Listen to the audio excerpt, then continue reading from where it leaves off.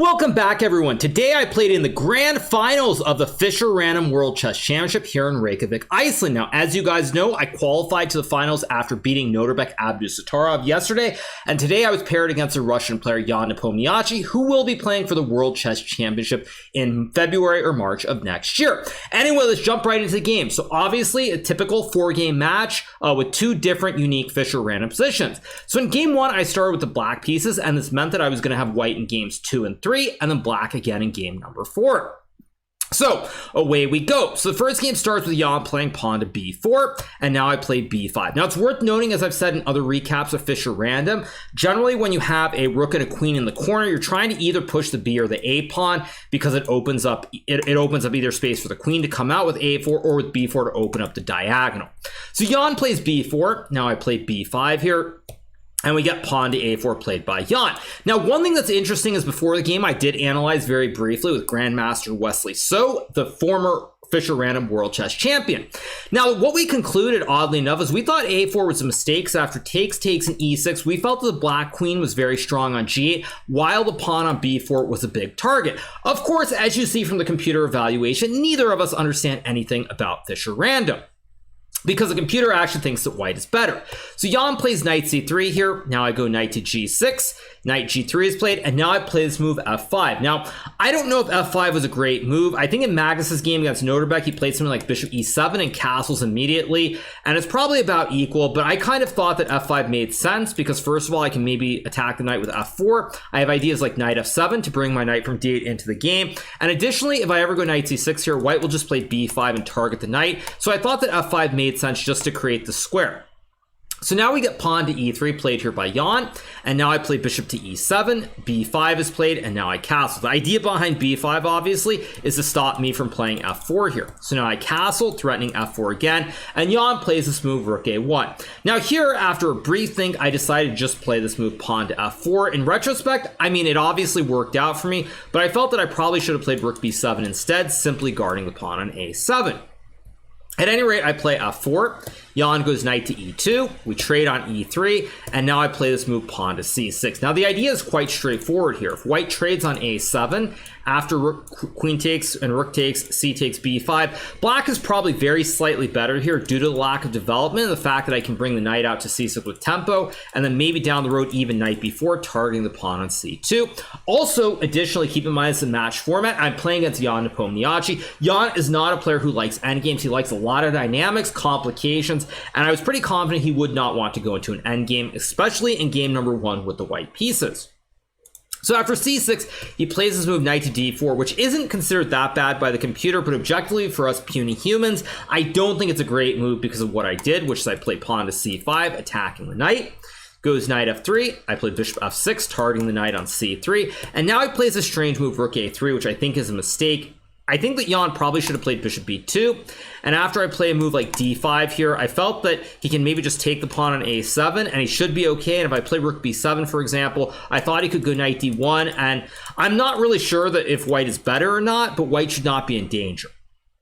Instead, he plays rook a3, which is not a good move for a couple of reasons. First of all, it takes away the threat of queen takes a7, because now after I go d5, if you take on a7, I can just trade the queens and win the knight on c3. So you lose this threat of queen takes a7, and in turn, the rook is not really doing a whole lot on a3. And I also have a classic big black center here.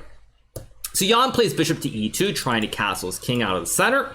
I play rook to b7 here, and now I castles to the king side, and I play this move queen b8. Now, this is not a move that I initially wanted to play. I was really trying to find a way to stop him from playing e4, but I didn't really believe in rook f7, because I thought after rook f7, he could maybe play b6 here, and possibly white is better. Of course, the computer thinks that white is actually much better after this move pawn to h4, which, again, don't ask me why, but I just don't understand. But I was more concerned with this move pawn to b6. Instead, I play queen b8. Jan does play e4, trying to do something in the center, because if I can go rook f7 and bishop b7, it's going to be really bad, or even knight f7, knight d6, or knight f7, knight e5. And with this huge center and white not having pawns in the center, black should be significantly better, which is why he played e4. So I go d4. knight to d1, and now I play this move bishop d7, trying to target the pawn on b5, and now Jan plays c4 here. Now initially I was very concerned about this move, not because I didn't think I was okay or possibly better, but I didn't see any way to prove a clean advantage here. Fortunately, as I was using my time, I spotted a nice little tactic, which is I can play en peasant with d takes c3. Of course, those of you guys in France, don't be offended, but we are catering to the classic YouTube and Twitch audience here. So I play d takes c3. Jan plays knight takes c3, which is actually a blunder here. Computer thinks that after a move like queen c2, black is only marginally better, but if you don't spot my next move, you obviously are just going to recapture on c3. But this is a blunder because now I have this nifty trick with pawn to a6. White, of course, cannot take with the pawn because then you would lose the queen on a4. Additionally, if white plays queen takes a6, there's this nasty little issue because I can play bishop takes knight, rook takes bishop, and now I have rook to a7, trapping the white queen. There simply are no squares to go to, and this would end the game. So after I play a6, Jan falls apart pretty mumuch immediately here. Obviously, this was a huge shock to him. Now, he could have played rook b3, which I thought was maybe a little bit better, but after bishop takes c3, rook takes c3, a b5, queen c2, and c4, black is up a pawn, and you also have two connected pawns. Not realistic to try and hold, so Jan tries to go for instant counterplay with pawn to e5, but unfortunately, this does not work because I play pawn takes pawn, bishop takes pawn, we trade the bishops, and now I go knight takes e5. And here Jan is essentially, he more or less could resign here already, because the problem is that if white trades on e5, after bishop takes knight on e5, I'm attacking the knight on b5, so the queen and the rook, but additionally I'm also attacking the pawn on h2. So say white plays knight c3, I can just take, and then I can play rook b4, followed by rook h4, and the game is simply over. And so instead he plays knight c3, but now the problem is I can trade the knights on f3, and white's kingside pawns are completely destroyed. So after I trade here, I go rook to b4, Jan plays the move queen to a6, and now I go bishop to e5. Of course, a classic wooden shield. I keep ideas alive like bishop takes h2 or bishop takes c3. Jan plays knight e4 here. Now, the one thing to note is that even though I'm up 2 pawns here, my knight is still very passive, and both the e6 and c5 pawns are weak, and white, of course, is a great outpost for the knight on e4, so I still have to be a little bit careful here. So Jan plays rook d3. Now I play queen to e5, maybe not best, but the idea is very simple. I really am trying to bring my queen into the game, and I figure that if I get the queen to f4, there are a lot of threats like rook takes e4 potentially, threats towards the pawn on f2, and eventually I also can probably bring the knight to f7 and g5 or f7 and e5, and this should be winning. So in this position, after I play queen e5, Jan blunders the game instantly here by playing this move rook fd1. I think he simply overlooked my next move, which is after rook d1, I can play rook takes e4. And now if white plays rook takes d8, I can simply go queen g5 check, attacking the king, or checking the king and also attacking the rook. And after a move like king h1, rook takes d8, rook takes d8, queen takes d8, pawn takes bishop, I simply take the bishop on c1, and after queen e6, king h8, I have an extra bishop and a pawn, and the game is over. So after I take, Jan tries to take the rook here, but I think he simply missed that I can take on c1 anyway. And if white tries to take the bishop back on c1, now I go queen g5 check, and I collect the rook on c1. Next move. So Jan instead tries to play rook takes d8. Worth noting, there's nothing really white can do here. If you play a move like rook g3, I can even do something as simple as bishop to f4, followed by knight to f7 next move. With the knight and the bishop for the rook, the open king, it's just curtains. So after takes, he plays rook takes d8. I go queen g5 check, attacking the king, or checking the king and attacking the rook on d8. Jan plays king f1, and after rook takes d8, queen takes e6. After a little bit of thought, I play this move king h8. Now, on first glance, this move is a little bit scary versus king f8, which is also playable. But the reason I didn't go king f8 is that even though this endgame is winning here, white will be able to play on here, and it's not completely over. I mean, of course, it is over with perfect play, but I just didn't want to allow this. So after using a couple of minutes, I played king h8. Now, initially, I think Jan thought this was a blunder because of his next move, rook to d5 here, which is very sneaky. If I were to play my queen, well, let's just say I take the rook on d5 here. White has queen e8 with a classic back rank checkmate. And the only square I can move the queen to is h4. If I go to f6, we trade, and then he wins the rook on d8. But I do have queen h4 here, and because the queen guards the rook, and of course we have a right triangle, white has no back rank checkmate threats. So Jan decides to play king g2 here. Now I go pawn to h6, creating the luft for the king on h7. And the rest of the game is just very straightforward. Jan takes, I play bishop to e3. Nice little trick here. If white were to play f takes e3, after rook d2 check, if king f3, I can go rook f2 checkmate. Again, another right triangle. And if he goes king to f1, I have queen h1, and if king g1, queen to e1. So Jan plays rook c2 instead. Now I just go bishop d4, and after queen f5, I bring my queen back to e7. Jan plays f4, and now the final trick, I go pawn to g6 here, attacking the queen. Queen has no squares to move to where it can guard the pawn at e4. Like if you go to b5, I just take on e4, and I win the rook. And if you play queen takes g6, the other move, I simply play rook g8, pinning the queen. And after white plays rook c8, there are many ways to win here, but the coolest one is the very simple move queen takes e4. White cannot recapture the queen because that would put the king in check, and after the king moves, I just take the queen on g6, and there are no stalemates, and that would end the game. So after I play this g6 move, Jan resigns here, and I get a big win in the first game, which starts to set the tone. I'm feeling very good about myself. So now let's move on to the second game. So as we move on to the second game, I'm starting with the white pieces, but we start with the same original position. So I play b4 here, Jan plays b5, and now I play the quiet move pawn to e3. Obviously in game one, Jan played a4, but I had my own ideas here, and the main concern I had was try to play very slow, very boring. I won the first game. Jan is going to be feeling pressure. He's going to want to try to create something dynamic, and there are good chances he could make a mistake in trying to complicate matters. So I play e3, we get knight g6. Now I go knight g3, plays e6, I go a3 here, just guarding the pawn, maybe preparing c4 later. Wasn't really sure, but I thought it's just a quiet move that makes sense. Jan plays a6, bishop b2, plays f6, bishop f3, knight f7, go knight f2, knight ge5, and bishop e2. Again, nothing really super exciting so far, but I'm just developing and trying to keep the position very boring as much as possible. So after I play this bishop e2 move, Jan plays bishop to b7 here. And now I play the move castles, and he goes bishop e7, and here I have a choice. Now, initially I wanted to play this d3 move to follow it up with f4. If I go f4 right away here, the problem is black can go knight c4, and there are problems on the diagonal, but even this bishop on b2 and this pawn on d2 are slightly weak, so I didn't want to do that. So I thought d3 initially made some sense, but then I thought, you know what, I can also just play knight e4 first, and follow this move up with d3 and f4 as well, where the diagonal will be closed. So Jan plays d6, I play d3, and now he plays this move f5. Now, this move is not necessarily the end of the world, but it was very clear to me that when Jan played f5, he was going to play g5 and try to attack here. So I wasn't completely shocked, but at any rate, I play knight d2, and he does go g5. Worth noting, black can no longer castle anymore, because after castles, now I can simply play f4, and he's got this big problem on the diagonal. So this would just be winning. So he has to try to do something. He plays g5, and now I play this move knight h5. In retrospect, I felt that maybe this wasn't the best move. Maybe I should have just played e4, f4, knight h5 with the idea of d4 and a big white center. But it also, it's hard to judge at the same time. So instead I go knight h5. Jan now, of course, gave me this eyebrows raised look like he thought I had made a huge blunder when he played g4 very quickly. Now I do go f4, plays knight f3, I take back. I do not take with the knight, of course. If I take with the knight, after pawn takes knight, if I capture, I actually end up losing a rook here because the rook pins the pawn on g2. So I play bishop takes f3, Jan takes, and now I play this move g3 here. Now, again, I wasn't sure if this was the best move either. I thought knight g7 was also possible, but I was really unsure what was going on here after a move like king d7.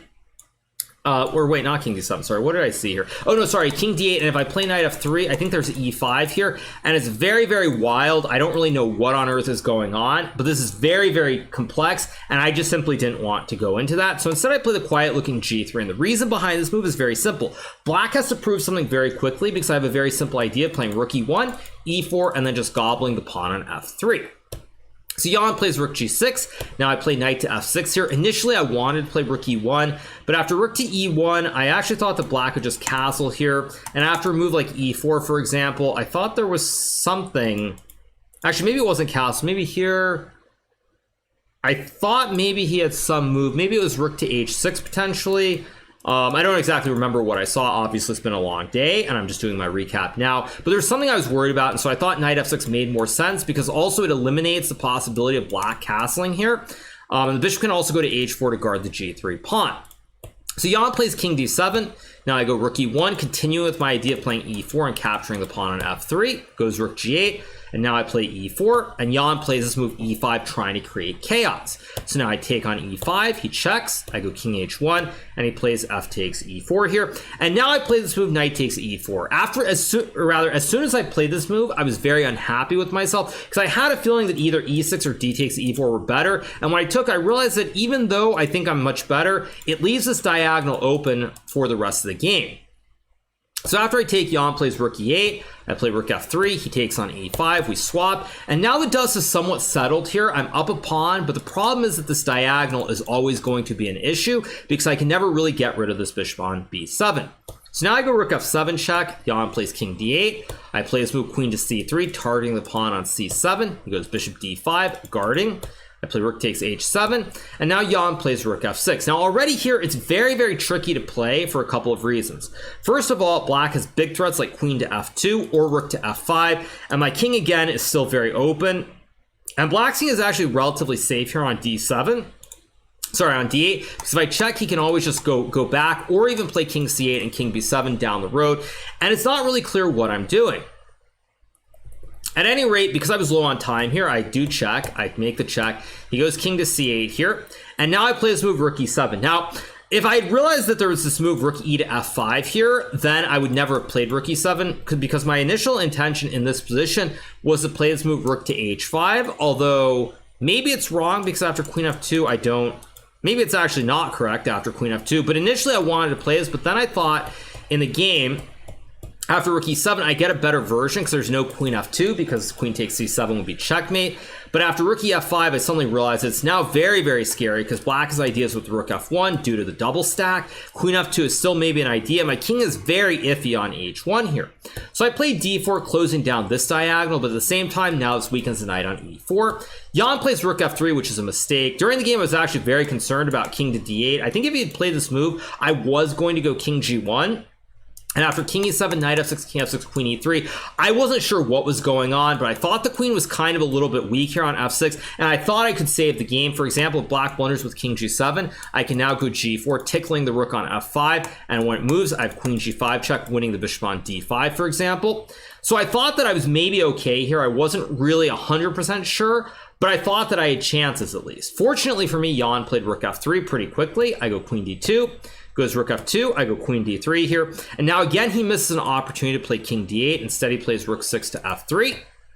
I go rook e3, and now Jan trades, which was very, very surprising. I felt like this was a mistake during the game. Again, I was very concerned if he had played rook f8 because everything is very weak here. My king is weak, the diagonal is open. And after king g1, rook f1, it's really, really unclear what's going on. I think there's a good chance I could have lost this game from this position. But fortunately, he trades the rooks. Now I take back. He plays rook c2. I go king to g1, and now he plays queen b6, and after knight f6, queen c6, this is where I make my fatal mistake. Now in this position, or maybe fatal mistake is the wrong way of putting it, but in this position, as soon as I played knight takes d5, I realized there was this move rook e8, and after king b7, knight d5, if black trades, I have queen e4, and this should be winning with the two connected passed pawns marching up the board. Instead, I played knight takes d5, and as soon as I play this, I realized there's this rook c1 move, and now I make a repetition with king f2, rook c2, king g1, rook c1, king f2, rook c2, and king g1. Now, it's worth noting that in this position, computer actually says after king g2, queen takes d5 here, I can play queen e4. Because if black plays rook c2, I have a very nice trick where I go king g1, rook c1, and now I can do the classic ziggy-zaggy by going to f2. There's no rook c2 because the queen would be able to capture since there's no pin from d5 to g2. And after, say, queen to a2, for example, I can now just go king f3, let's just say rook f1, king to g4, and after queen g8, king h3, queen h8, I just go back to g2, and now there are ideas like queen a8 and rook e8, again, another right triangle, and this would be winning for white. Now, I probably should have played this, but during the game, I was getting a little bit low on time, and because I was ahead in the match, 1-0, I felt it was not worth the risk of trying to play on and potentially blundering something huge and ruining my lead. Now, as it turns out, this was a mistake. So if I had gone king g2, probably I would have won this game, been up 2-zip, and there would have been a good recap maybe 3-4 hours ago, but alas, it is what it is. Instead, I make the draw, and I maintain my lead 1.5-half. So now let's move on to the third game. Now in the third game, again, I'm playing with the white pieces because I started with black in 1, so I have white in 2 and 3, and black in game 4. So new position, now I play e4. Now I was actually very happy with this position because I thought that out of the opening, white gets a big center or white will be able to play f4, knight f3, and I thought there were actually very limited chances of losing, so I felt very, very good about this opening, and actually the evaluation kind of agrees with that white's a little bit better. So we get this position right here, and as soon as Jan played bishop c6, I immediately forget what I was intending to do. Now, if I had kept my wits about me, what I would have done here is I would have just traded and gone knight f3, followed by bishop f2, castles to the king side, and because I control enough of the center here with the pawn on f4 and potentially d4 to overload the e5 square, there should be no chance of me losing this game. In fact, probably something like queen e4 should happen, and we reach some kind of endgame that's pretty dry, but again, white is for choice here due to more control of the central squares. So if I had realized that, I would have traded, but for some reason during the game, I thought that I was already much better and I should play knight f3, bishop f2, and castles. Now, there's nothing wrong with knight f3, but considering the match situation, this was not the right choice. So Jan plays knight to b6. Now I go knight to b3, and here Jan decides to castle. And now I play bishop f2, he goes knight d7, and now again I have an opportunity to simply castle here or play the very nice move bishop to d4. Both of these moves would have been reasonable. Bishop d4 probably preferable because now if black ever moves the knight, I take the bishop on h8, and additionally I prevent black from ever playing e5. Instead, after a bit of a think, I'd get ambitious by playing knight bd4. Again, nothing wrong with this move, but considering the situation, I should not have done this. So he plays bishop d5, now I go c4, bishop takes f3, and now I make a mistake. I take here with the bishop. For some reason, when I took with the bishop after c6, I just thought that I could play rook e1, and the only move available was e6 here, and then I could just castle or play knight c2 and d4 to prevent the e5 pawn push. But much to my horror, as I realized, if this happens where I play rook e1, black simply plays rook f8, and he's going to play e5 next move, and black is much better already. So I was already kind of unhappy with what I had done, so I played knight b3 here. Now after knight b3, Jan plays e5. I go bishop to e3 so that if black ever takes, I can take back the bishop and win the rook on b8. Plays a5 here. Now, I don't think this was a good move, but again, Jan was already in his element here. He's looking for an unusual position. And after a5, I thought for a bit before playing d4 here. Simple idea is that I figure I'm going to be able to castle my king one way or the other, and the center is kind of solid at least. So Jan plays rook e8. I go knight c2, guarding the bishop, but also preparing to castle. To the queen side, Jan finds b5, a very nice move. I castle, plays queen c7, and now I play this move queen d3, which is a mistake. Already here, though, it's feeling very unpleasant because the problem is this b file is opening up, and I also have this pin on the e file as well. So I played queen d3, and I thought I was okay here, but Jan finds some very creative moves. So we trade, he plays rook takes e3, I take back, and now he goes queen b6, attacking both the knight on e3 and the pawn on b2. So I played queen b3 here, he goes queen a7, play queen a3, which is a mistake, by the way. I probably should have played queen d3, but I thought already here I was close to equal, except for the fact that I missed something in my calculation, because when Jan plays knight d5, I go knight c4, he plays rook to b4, I trade, and I thought after knight e5 I was actually safe, because when I played rook d2, I thought everything was guarded. Unfortunately for me here, everything is not guarded, because after queen c5, I cannot play king b1 because of rook takes b2 check. And maybe this is okay, but probably it's just bad. Black has a queen and two pawns for the two rooks. And after king d1, he has this nice move, bishop takes b2, because if I go rook takes b2, there's rook d4 check, collecting the queen on a3. So I played queen f3 here, Jan plays queen e7. Now here I thought maybe I had chances to save the game, but unfortunately the problem is if I take the pawn on d5, black can go bishop f6, preventing queen d8, and this idea of rook b1 is still a big threat, and my king on d1 is very, very iffy here. So instead I play rook e1. Now after the game I was very mad at myself because initially I wanted to play pawn to a3, and the reason that I wanted to do this is I thought that after rook to b8, rook e1, bishop e5, I could play rook e3, and at d4 now I can simply take the pawn due to the pin. Now as it turns out, apparently it's a good thing I didn't do, because after a3 black can just take, and if I take back I lose the rook b1 check. During the game I didn't see this, so I guess it's just lucky I played rook e1 instead of playing a3. He goes bishop e5. Now I play rook e3 here. Jan plays d4, and now I play this rook b3 move, and here I actually offered Jan a draw because I thought rooks were coming off the board and I should be fine. Instead, Jan declines and he plays rook c4, and now I made a big mistake. I played rook b7 here. In this position, the move I should have played, and this actually is the move I was thinking after the game when I was walking outside. I'm very upset at myself. The move that I realized I should have played was this move, queen d5. Because if black goes rook c5 here, I can now go rook b7, and the queen is kind of overloaded here. If black takes, obviously this is fine for white. If black plays a move like queen f6, I can just take the rook. And if black goes queen f8, for example, now I can go queen d7. And the queen is very passive. I have a double stack on the 7th rank. I can also play rook f2 here. So white should be better. So it was very, very sad that I didn't do this, but I was getting a little bit low on time here. And instead, I played rook b7, which is a very natural move. But after queen e6, black now maintains the advantage. So I go rook f2 here. Jan finds bishop c7, preventing me from winning the pawn on f7. I go rook e2, queen d6, and now I play rook d2 here. Plays queen c5, and already this is starting to go in the wrong direction. Play king e2, Jan plays rook c3. Apparently rook c1 wins on the spot, but rook c3 is also pretty good because after rook d3, he plays queen c4, and there's this pin. I go rook b2, and now he plays this move bishop d8. With the idea that if I go rook d2, he can play bishop g5 and then bishop e3, and this is just a complete disaster. So I play ah4 to prevent bishop g5. He goes bishop e7 here, and now I play queen e4, which is a mistake. Probably I should have just played rook d2 right away, but at any rate, I go queen e4. He plays bishop f6, and now I play this rook d2 move, and Jan plays rook a3, and here I just fall apart. At this point, it's still maybe holdable here for me, but the problem is that this move just came as such a huge shock, the fact that I was going to lose the a2 pawn, that I simply spaz, and I just lose my mind, and I lose the game very, very quickly. I play ah5 out of panic. He goes king g7. I play queen f4, and now after g takes h5, black is going to win the a2 pawn, and he simply is going to have a bishop and 4 pawns for the rook, which is just way too much. So I go queen f5, plays h6, I go king f2, he takes on a2, go king g2, he plays a4 here. Again, great bishop on f6, he's got all these pawns, and there really is nothing that I can do here. So I play queen h5, he goes bishop g5 here. Now I play queen g4, I could have traded the rooks on a2, and maybe gone king h3. Again, probably... Well, actually, maybe this isn't so bad, oddly enough. I thought this was already lost. But at any rate, with seconds on the clock, I blunder with queen g4 here, trying to take advantage of the pin and win the pawn on d4. But after queen d5 check, I go king g1. Jan plays f5. I can no longer maintain the pin, and I'm going to lose the rook on d2. So I play queen e2, and we trade, and after bishop takes d2, I simply resign here, because after queen takes d2, d3, I'm down 3 pawns in a queen endgame, and there's nothing I can do.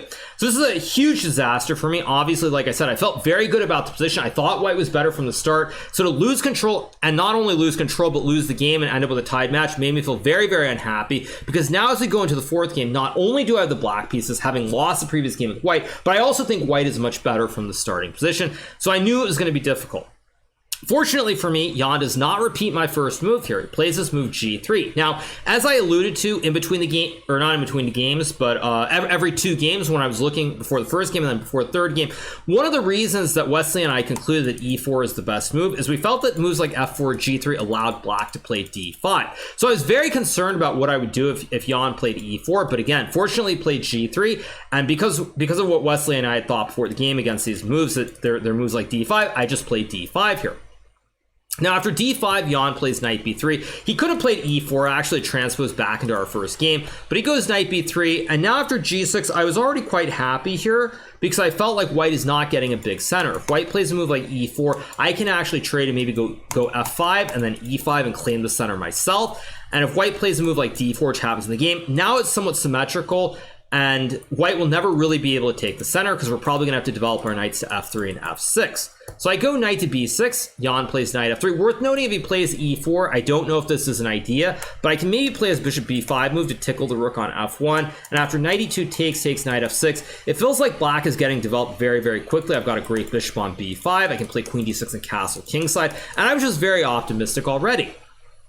So instead, Jan plays knight f3, I go knight f6, and now with a symmetrical position, I was feeling pretty good about myself because I've sort of survived the opening, I've avoided the big tilt that could happen from the get-go in this final game of our match, and I just felt good. So Jan plays knight c5, I go knight bd7 here, plays bishop b4, we trade, and now I play this move knight e4, targeting the bishop, goes bishop a3, Now I played bishop b5 here, and the main reason I did this is quite simple. If I were to play just some random moves like h6, white will go queen d3 and castle the king. So by playing bishop b5, I prevent him from being able to move the queen anywhere and castle to the king side. Additionally, white cannot play e3 either, because that would drop the rook on f1. So Jan plays c3, now I go bishop to g7, and he plays knight to d2. Now already this is getting a little bit scary for white for a couple of reasons. If white plays a normal looking move like bishop g2, I can actually go bishop h6 check, and you cannot block with e3 because then you lose the rook. And if you have to move the king, this is already very, very bad because I can still castle my king to either side. So Jan plays knight d2, a very logical human move. Apparently knight e5 is better, don't ask me why, but he plays knight d2, and now I go bishop h6, pinning the knight, plays f4, and now I play f5, and we've reached a very close structure. It's sort of like a stone wall for both sides, but I really should not be in any danger. So already here, I was feeling very, very good about things. So he plays knight f3, now I go g5 here. If white were to take on g5, for example, I can just take, and this diagonal is a big issue because white will never be able to play e3, as I pointed out before. And white also cannot play e3 to consolidate the f4 square because you lose the rook. So Jan plays knight e5 here, guarding pawn on f4 with the rook. I play queen to e8 here. Ideas to castle my king to the queen side potentially, but also ideas to play queen h5, targeting both the pawns on e2 and h2 as well. So in this position, I felt good. Jan plays bishop takes e4. Now here he actually offered me a draw, which is kind of funny because I thought about it and then I'm like, okay, you know what? I probably should take it, but I kind of want to plan because I feel like with a bishop pair, I should be better. So I take back. He goes queen d2, and now I just decided to take and offer a draw in return to Jan, and the reason was quite simple. I actually used a couple of minutes here before taking, so at this point when I played gf4, I was actually down about a minute on the clock here.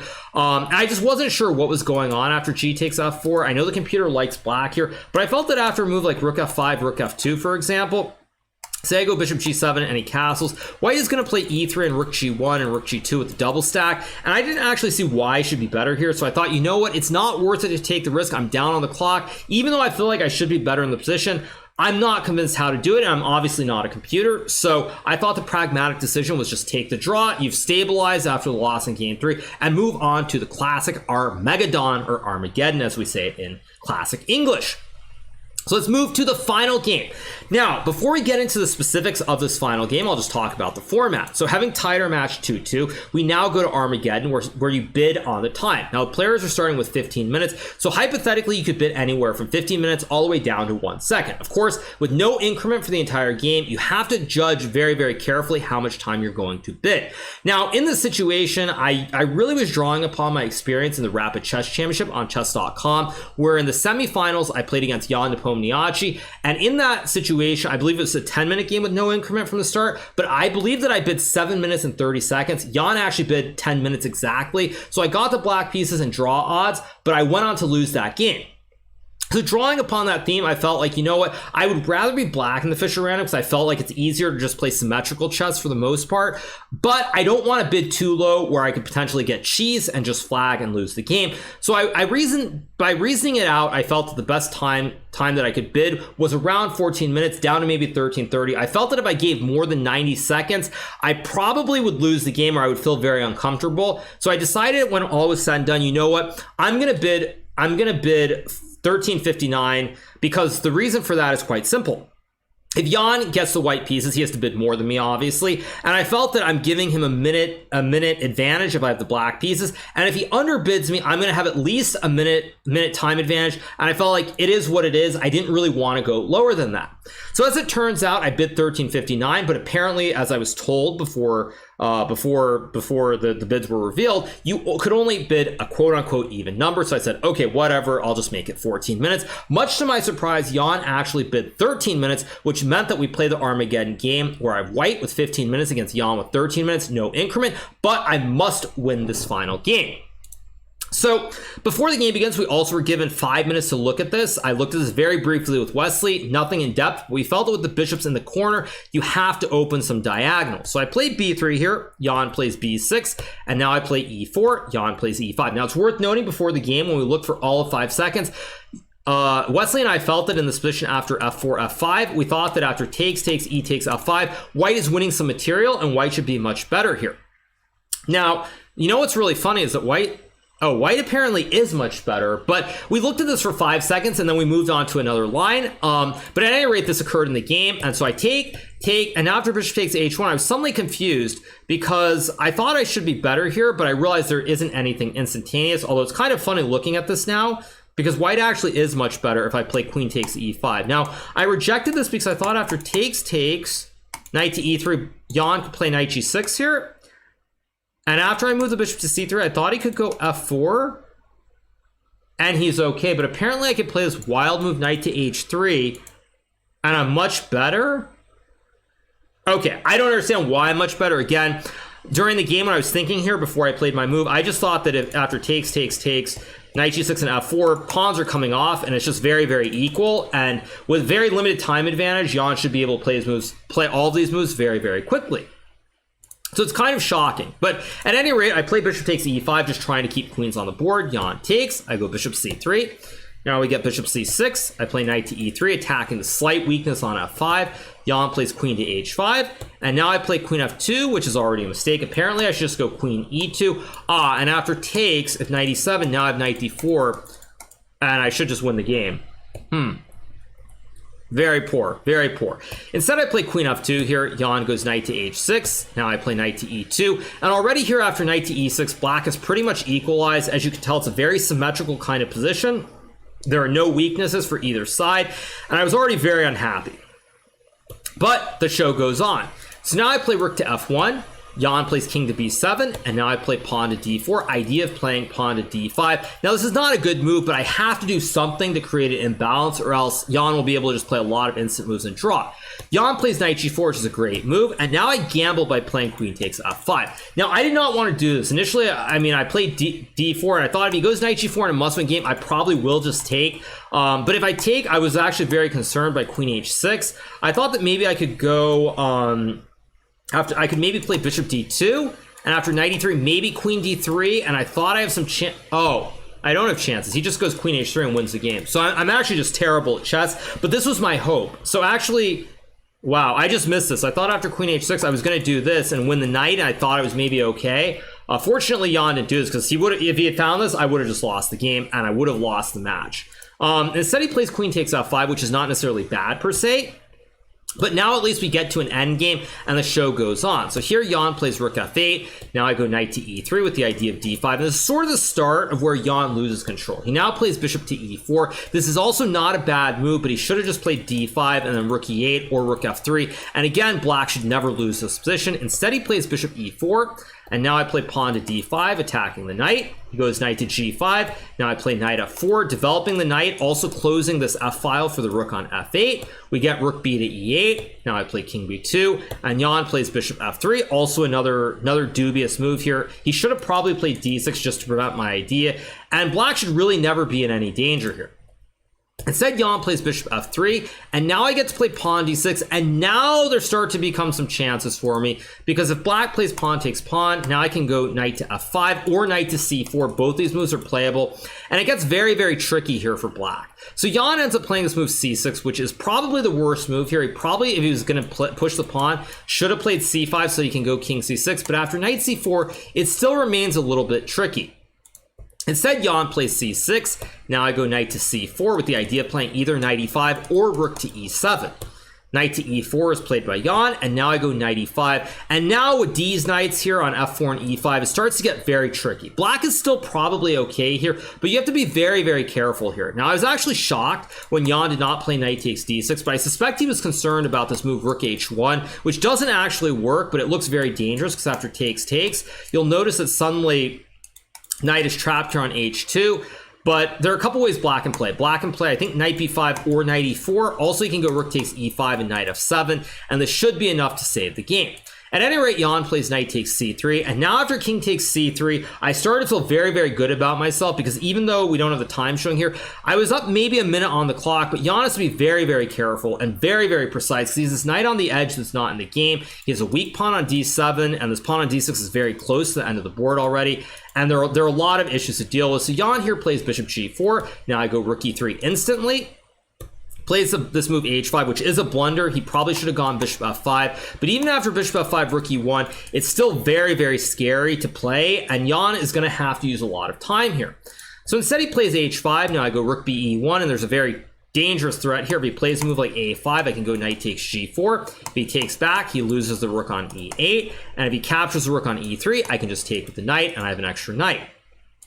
So it's already getting very, very dangerous here. Now, I was kind of shocked. The move that Jan played was rook takes e5, which is just a blunder here. He could have played bishop f5 here, but after knight takes h5, again, it's very, very scary and very hard to play, and I'm not even sure what black is supposed to do exactly, so it's just going to be bad. At any rate, Jan uses a lot of time here, and in this position, he plays this move rook takes e5, and now I just take, he goes knight f3, and I play rook e8, and the smoke has really cleared here. I now have an extra exchange, and I should be winning this game if I'm precise. So Jan plays rook f6, I go rook to h1 here, he takes on d6, and now I play rook to g8. Initially, by the way, I thought this was a blunder on first glance, because I was going to just take the pawn on h5, but then I realized he has rook h6, so I was a little bit unhappy, but unfortunately I found this important move rook to g8 here, targeting the bishop on g4. Black plays rook h6, trying to guard the pawn. I can take the bishop, and after he takes back, I win the rook on h6, and I win the game. So instead he plays rook to d2, but now after knight takes h5, bishop f5, and rook c1, again, I'm just up a clean exchange. Black is a 4 versus 3 on the queen side, but my main goal here is to try and exchange the knight for either the knight or for the bishop on f5. So Jan plays rook h2, I go knight g7, attacking the bishop, bishop to e4, and now I go knight to e8 with the idea of knight d6. Plays rook h6, now I go rook to f8, d5, and now I play rook f6, offering a trade of the rooks. And if he doesn't trade the rooks, I'm going to go knight d6 and exchange the knight for the bishop. And once that happens, I should be winning. So he goes rook h3, I check on d6. Now, again, I could have also played rook f7 here, but sticking with sort of the themes of what's going on, I don't want any chaos here. Even though this is winning, I don't want any complications. I want a simplified position because, first of all, I'm sure that technically it's winning, and then secondly, I was also up about 4 minutes on the clock, so I feel like I'll be able to blitz him off the board here. So I just keep it simple, or as we say, KISS, keep it simple, stupid. So he plays king c7, I trade, I go rook g6, guarding the pawn on g3. Rook to h2 is played by Jan. Now I play rook to e6, targeting the pawn on e6. Goes rook e2. Now I go rook h1, trying to create the classic ladder with rook h7 and rook e8 to checkmate the king on c7. We get pawn to b5 being played here by Jan. Now I go a3 here, just a very quiet, simple move. I didn't have to play it, but the reason I played it is if I had checked and gone rook e7 here, I thought there was maybe, actually, sorry, not b4. I was worried they could maybe go a5 and then some b4 and win the pawn on c2. So I thought, you know what, I can just play a3, very quiet move to prevent this, and then follow up with rook h7 and rook e7 and the classic infiltration. So Jan plays rook e3 here, and this is kind of the final sort of moment where he had some counterplay. He could have played knight e1, and I would have gone rook h6, and after rook takes c2, king d4. Again, this should be winning, but black can maybe throw in a spite check, although this doesn't actually work, so I take and then go king d3.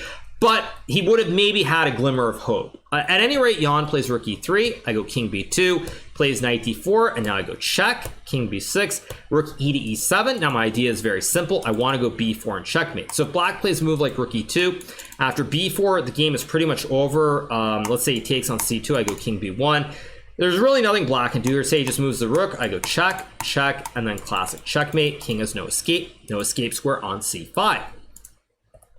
Additionally, after rook e2, b4, if he tries c5, for example, I can go rook h6 check, knight to c6, and now I stack on the 6th rank, and I win the knight on c6.